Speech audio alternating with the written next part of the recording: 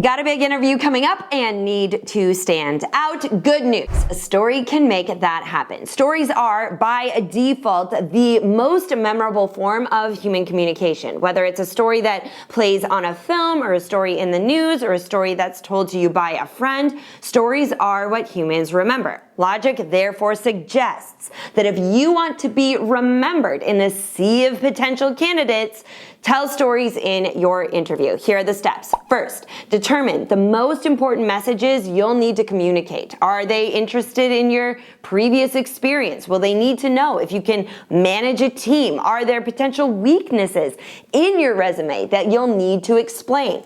By identifying what these messages, or said another way, these answers to the questions they're likely to ask, by identifying what they are in advance, you can start to look for stories that illustrate them, which is the second step.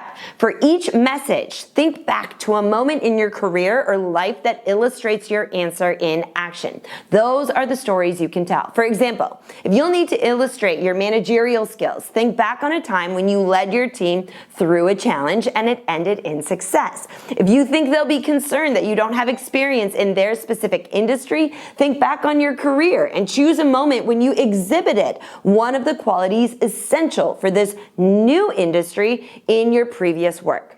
Third, once you have these moments identified, use the method spelled out in Stories That Stick to craft that moment into a story. Finally, practice. Tell the handful of stories you've created out loud to a few trusted friends or family members so that you're not telling it for the first time during the interview.